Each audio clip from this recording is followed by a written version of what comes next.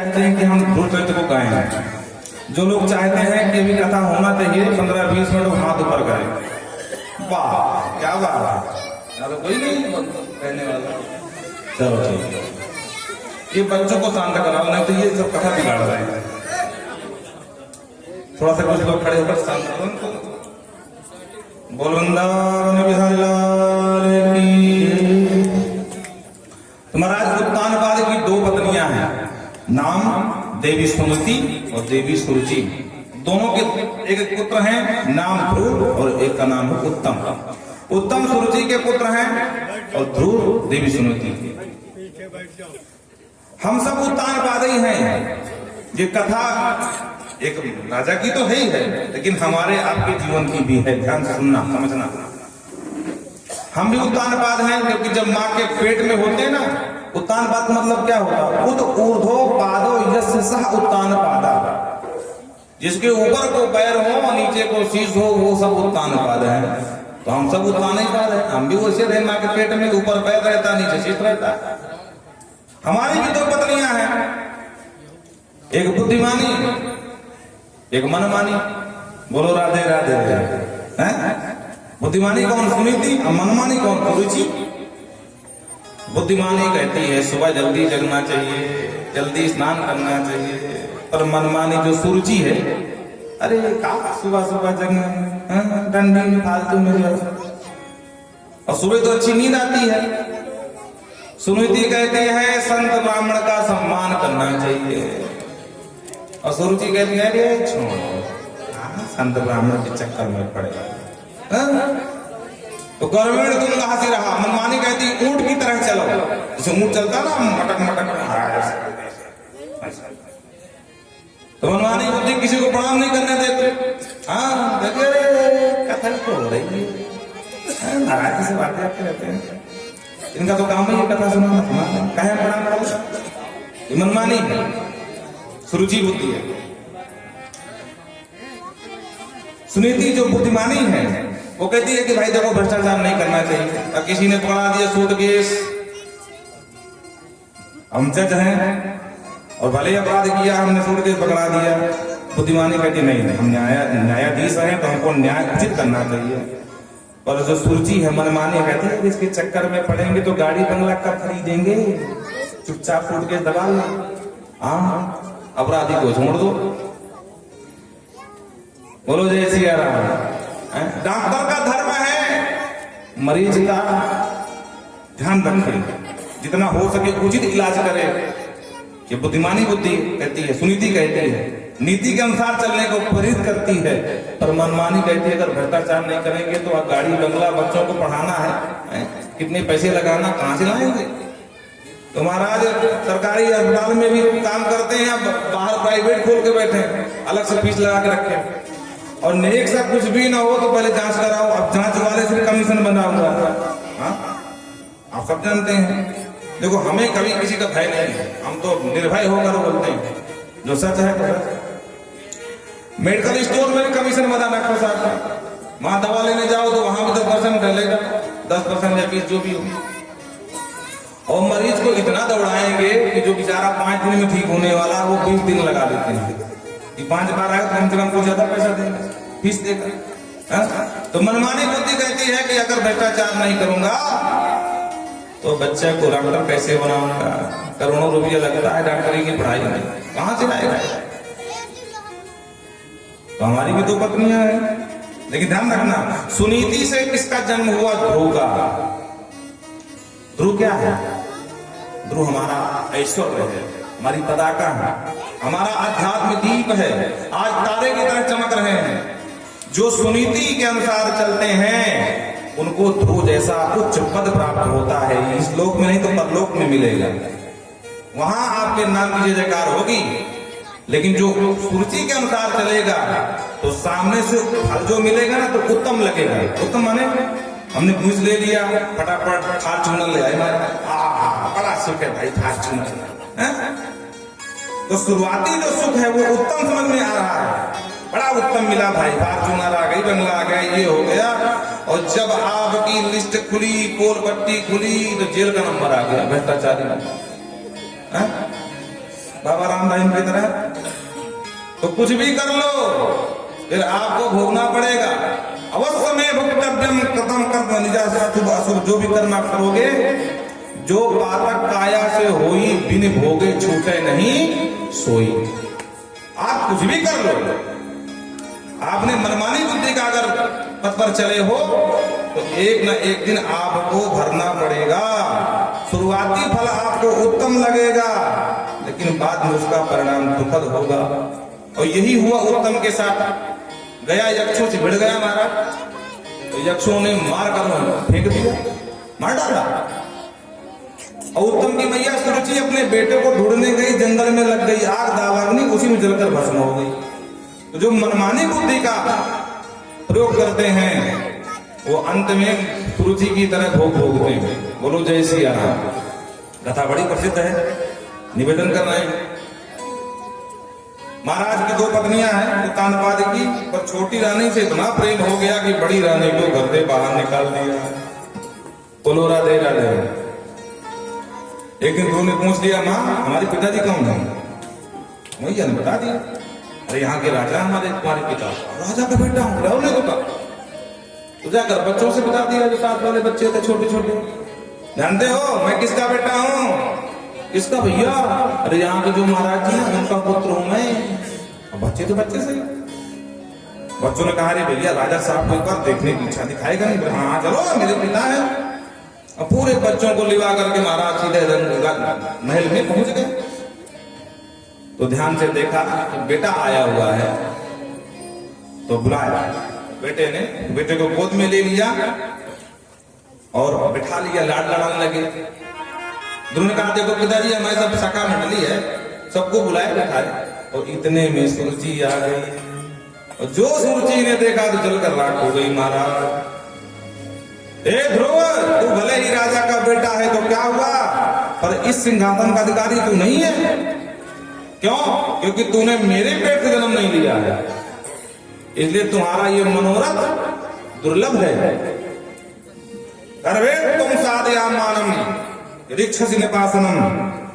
अगर इस नृप आसन की, सिंहासन की, राजा के आसन की इच्छा है तो तपसम आराध्य पुरुषम, जाओ उस आराध्य पुरुष की तपस्या कर। जब वो प्रसन्न हो जाएं तो उनसे यही वरदान मांगना, गर्भे त्वं साधयामि, मेरे गर्भ से तेरा जन्म हो, तब तो इस सिंहासन में बैठने का अधिकारी होगा। डांट करके बता दिया महाराज। 5 वर्ष का बालक रोता हुआ, जिसे नांग को कोई सर्प मार डंडा मार देता है ना, तो फुटकार मारता है नांग, उसी अवस्था में महाराज ढोक मुझे। वो अक्षरशः अपने पिता से, माँ से बता दिया। माने समर्थन किया कि बच्चे को कष्ट न हो, दुख ज्यादा न हो। मैंने कहा क्यों रो रहे हो? अरे माँ मैं रोऊं क्यों नहीं? देखा नहीं? तो तेरी मैया सुरुचि माता ने कहा कि तू अभाग्नि का बेटा है। मैंने कहा तो क्या गलत कहा है? अरे बेटा, अगर मैं अभागी न होती तो राजा की रानी हूँ, पट्टमहिषी हूँ, ज्येष्ठ रानी हूँ। आज मैं रंग महल, राजमहल छोड़ करके बाहर कुटिया में रह गए हूँ। उसने कोई गलत नहीं कहा। मैया उसने मुझे धक्के मार के बाहर निकाल दिया, सिंहासन से बैठने की बात छोड़ो। मैया ने कहा, बेटा अगर उसने पिता के आसन से नहीं बैठने दिया, उतार दिया है, तो इस यहाँ एक जगत पिता है, और जो उन्हें मना लेता है ना, तो फिर दुनिया का कोई भी आसन उनसे शेष नहीं रह जाता, सबसे बड़ा आसन प्रदान कर देते हैं। मैया वो कहाँ मिलेंगे? बेटा वो हर जगह। कैसे मिलेंगे? बोले तपस्या से मिलेंगे। तपसा आराध्य पुरुषम तस्यैवाम गृहेण। उन आराध्य पुरुष की तपस्या कर बेटा, तब उनका अनुग्रह प्राप्त होगा। बोलो राधे राधे। थोड़ा डट के बोलो भाई, आप लोग बड़े कंजूस हो राधे राधे बोलने में। पता नहीं कौन सी फीस तुम्हारी खर्च हो रही है। बोलो जय सिया राम। ऐसा मालूम पड़े कि पूरे विशायपुर में हल्ला मच जाए कि भाई बड़े भक्त तैयार हो गए गांव में। अरे 7 दिन के लिए सही थोड़ा भक्ति आ जाए भाई। बोलो राधे राधे।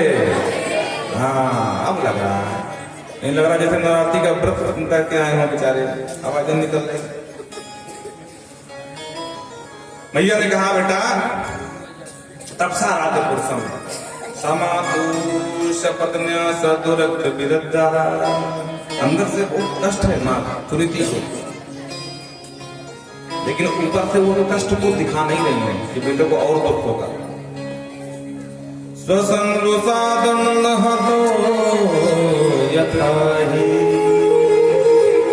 आज सुनीति का हृदय ऐसे जल रहा है जैसे हरे भरे जंगल में दावाग्नि लग जाती है, देखते देखते पूरा जंगल जलकर भस्म हो गया। उसी प्रकार आज मां सुनीति का हृदय दग्ध हो रहा है, पर ऊपर से बालक को संभाल रही है, समझा रही बेटा उसने कुछ गलत नहीं, मैं अब आदमी हूं, इसमें कौन सी बुराई है, स्वीकार करने में क्या जाता है बेटा, हम अब आदमी हूं।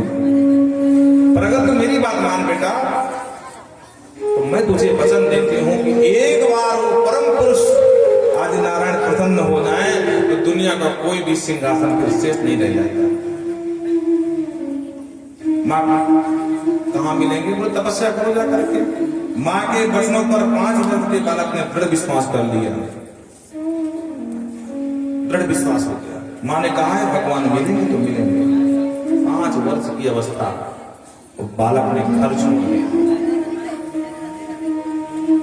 मंत्र जाप मम दृढ़ विश्वासा। नवदा भक्ति में बाबा तुलसी लिखते हैं मंत्र जाप, और शर्त क्या लगाई, मंत्र जाप तभी फलीभूत होगा जब मेरे मंत्र में और मुझ में साधक को विश्वास होगा। ताकि तुम दुनिया जिंदगी भर राम राम जपते रहो, अगर विश्वास नहीं है तो आपका कल्याण नहीं होने वाला। आज 5 वर्ष के बालक ने मां पर विश्वास कर लिया तो मां के वचन ने उसे ध्रुव बना दिया। बोलो राधे राधे। और एक बात बहुत स्पष्ट रूप से हम कहना चाहते हैं, जब एक बच्चों को शांति नहीं कर पा रहा, हमारा ध्यान बढ़ रहा है बार बार। देखो अगर बच्चे या शोर मचाएंगे तो भी आपको आनंद नहीं आने वाला, क्योंकि हमारा ध्यान बटा तो कथा भी बटी। बेटा प्रसाद जब बढ़ेगा तब माइक से पुकारेंगे नहीं जाओ, चिंता न करो प्रसाद सबको मिलेगा। बच्चों का स्वभाव खाने के लिए आते हैं, कथा से क्या लेना देना है। वृंदावन बिहारी लाल की। तो आज मां के वचन पर पूर्ण विश्वास कर लिया 5 वर्ष के बालक ने, तो स्थिति ये बनी कि आज 5 वर्ष के सामान्य से बालक को मां के वचनों ने ध्रुव बना दिया। जंगल में निकल गए भगवान को खोजने। भगवान तो मिले नहीं, लेकिन नारद जी मिल गए।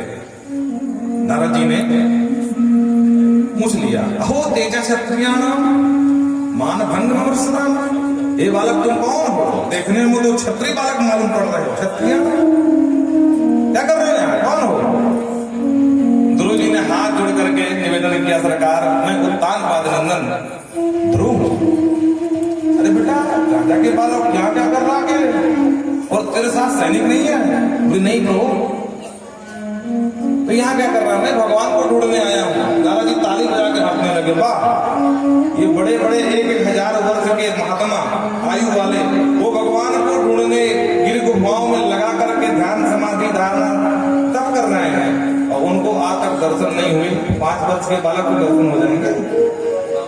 बेटा यहाँ से भाग जा। भगवान मिले कि न मिले ये अलग बात है, पर ये विश्वास रखना कि यहाँ शेर जरूर मिल जाएगा। और अगर शेर मिल गया तो तुझे चटनी बना के खा जाएगा।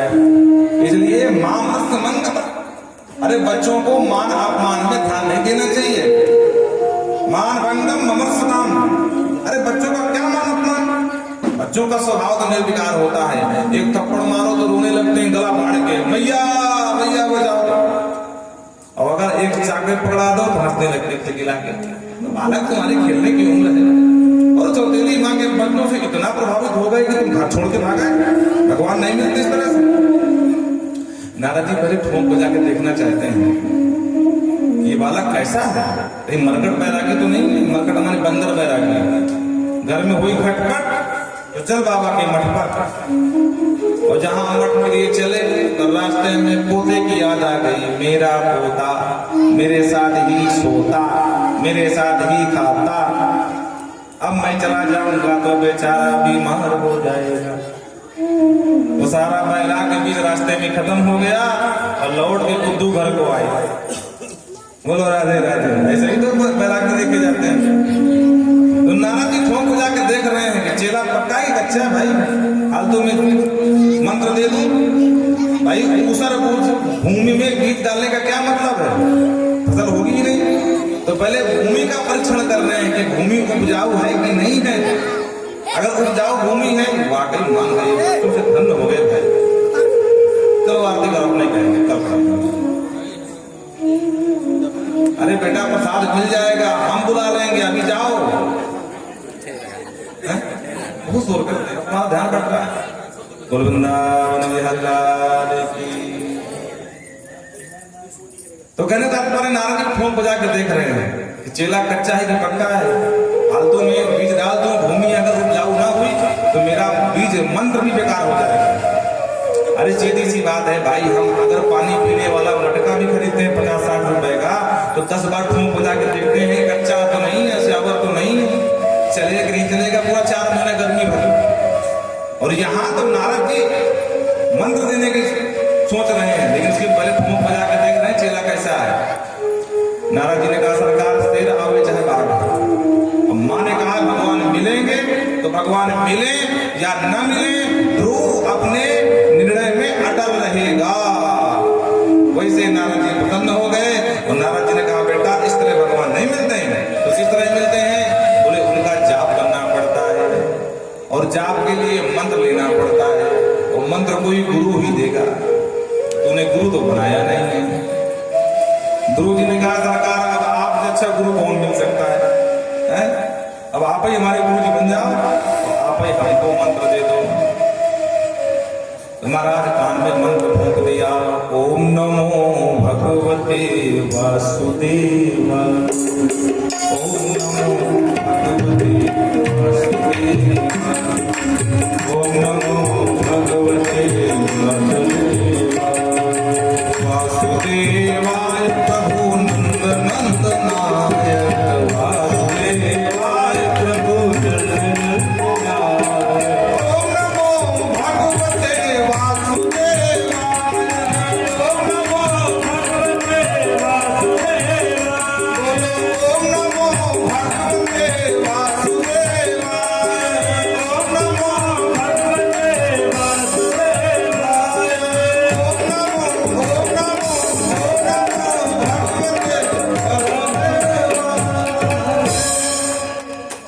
और बोले बेटा ओम नमो भगवते, ये 12 अक्षर मंत्र है, इसका जाप करना।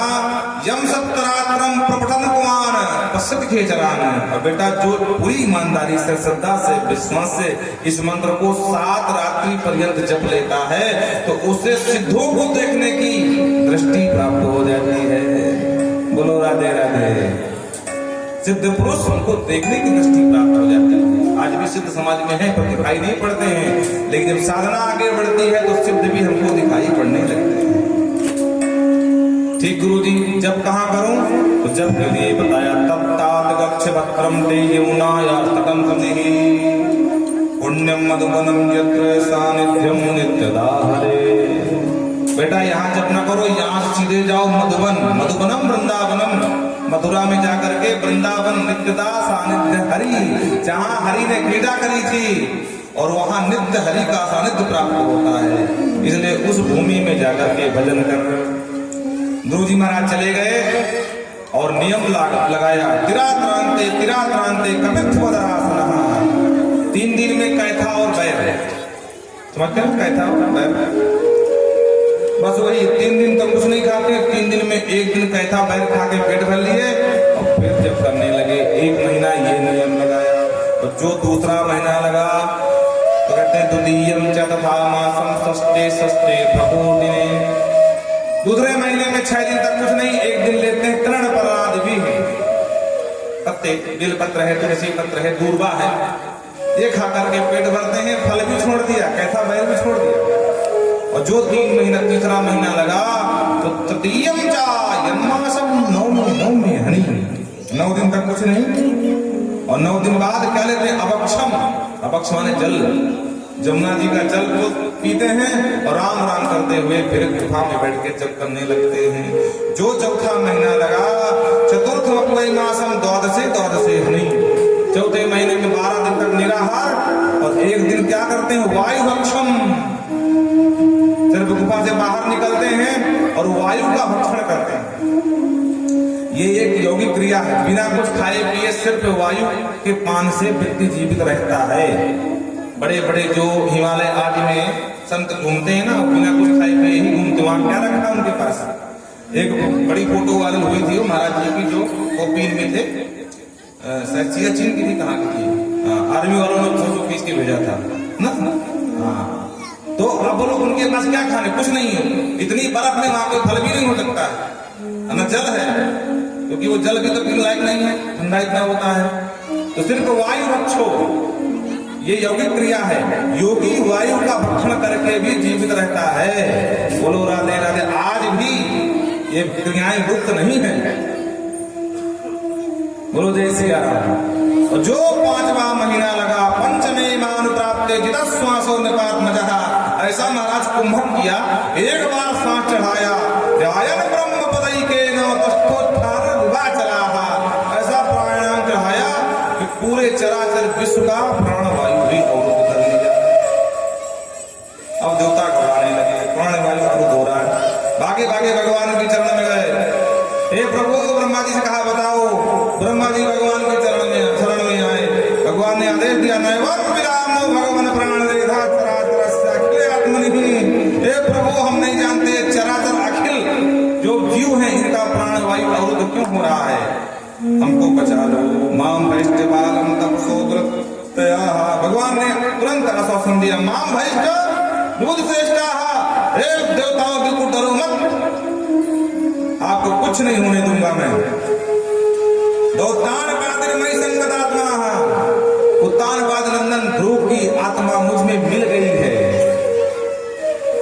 वो मुझ में रमण कर रहा है, इसलिए सारा प्राण वायु अवरुद्ध हो गया है।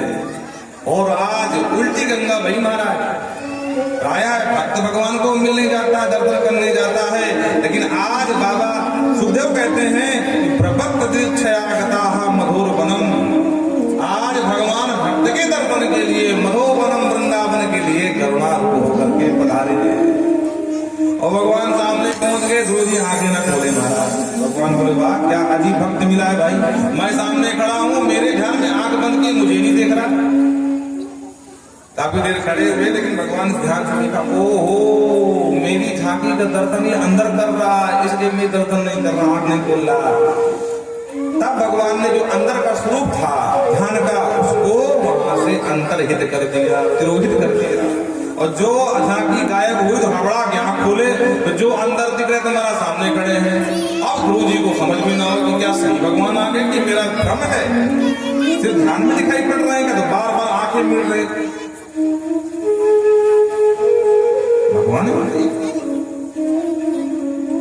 और जो काफी देर हो गए विश्वास होनी भगवान है, तो अब तिरोहितम सही हो लोक लक्षा पुष्पितम दस्तम दर्शा। अब ध्रुव जी सोचने लगे कि मैया से अनेक बात पूछी, गुरु जी से पूछा, नारद जी से, पर ये नहीं पूछा कि जब भगवान आ गए तब क्या करना। 5 वर्ष का बाबा, पढ़ा लिखा कुछ हो नहीं, पाठशाला गया नहीं, तो अब मैं करूँ तो क्या करूँ। तो बार बार जाकर के भगवान को प्रणाम कर लेते हैं, फिर हाथ ऊपर खड़े हो जाते हैं। भगवान समझ गए दुविधा क्या है। भगवान बड़े करुणा अवतार हैं। स्पर्श बालम कृपया कपोले, अपना 5 जन्म शंख जो कपोल में छुआया, तो ध्रुव जी को सारा वेद वेदांत याद आ गया और बड़ी सुंदर स्तुति गाए। योऽन्तः प्रविश मम वाचमिमा प्रसूता, योऽन्तः मम जनिमा प्रसूता,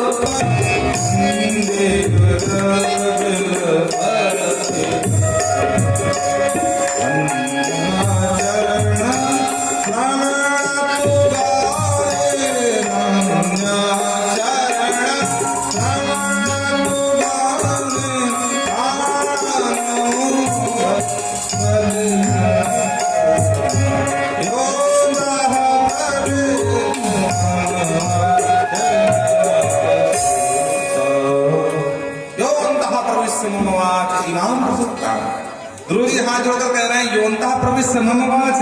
सरकार आपकी कृपा जब तक नहीं हुई तो मेरी बाड़ी सोई हुई थी और आपने कृपा कर दिया, जो कपूर छुआ दिया ज्ञान से संघ, सारी विद्या सारा ज्ञान का भंडार अंदर आ गया।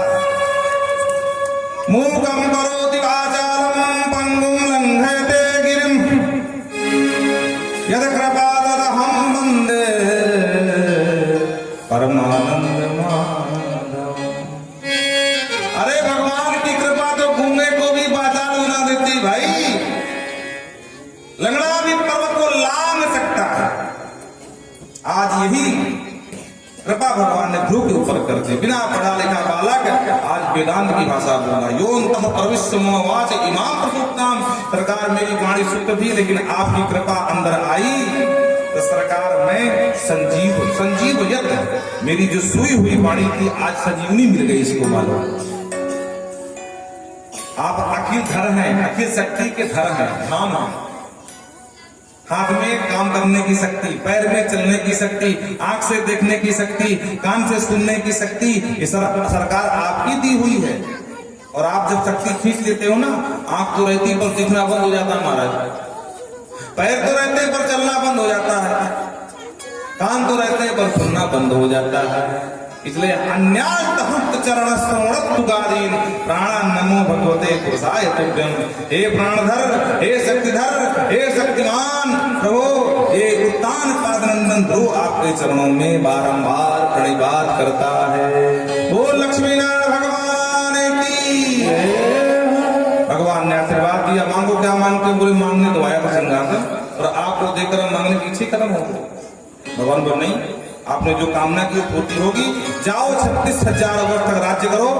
और 36,000 वर्ष तक राज्य किया। अंत में उत्तम के बदला लेने के लिए यक्षों से जाकर के संहार किया। एक के बदले अनेक यक्षों का संहार कर डाला। मनु जी महाराज आ गए और मनु जी ने तुरंत डांटा, नायम साधु माधुरी साधु नाम बेटा, तूने तेरे भाई उत्तम को एक यक्ष ने मारा, उसके बदले में तूने अनेक यक्षों गर्दन उतार दिया। ये सज्जनों का काम नहीं है, ये धर्मात्मा व्यक्ति के कार्य नहीं है, ये गलत बात है। जाओ यक्षराज कुबेर से माफी मांगो। और लेकर के मनु जी ध्रुव को गए, यक्षराज कुबेर से माफी मांगी। वहां से पश्चाताप हुआ और उत्कल को राज्य देकर अपने पुत्र को और सीधे महाराज को छोड़कर गंगा किनारे पहुंच गए। अंत समय आया, विमान आया, विमान में बैठे और जैसे ही विमान बैठ करके चलने लगे तो मैया की याद आ गई। हरि के पार्षदों से कहा बहुत बड़ी भूल हो गई, जिन मैया ने मुझे ध्रुव बनाया, आज मुक्ति का समय आया तो मैया को छोड़ के चला आया।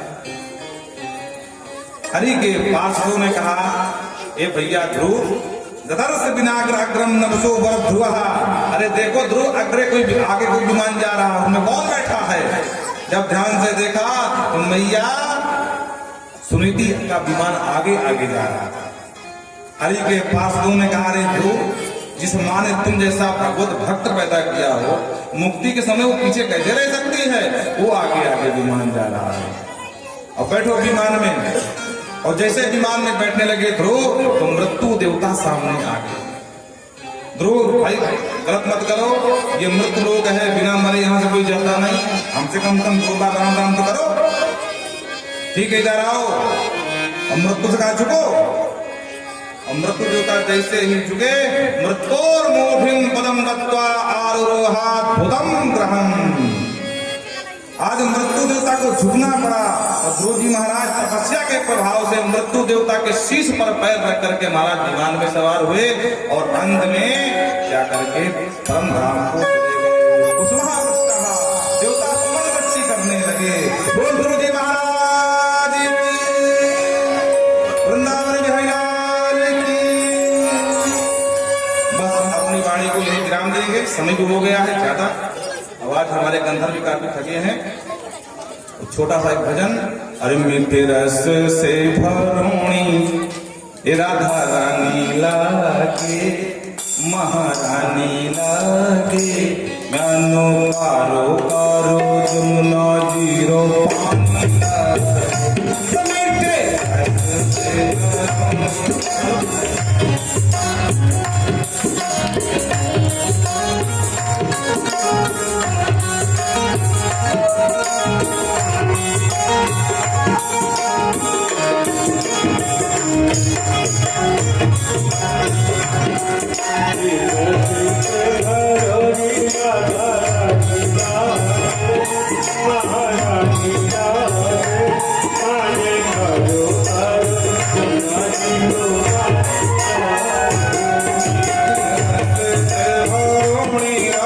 महारानी लागे महारानी लागे जानो मारो पारो नारी रानी लागे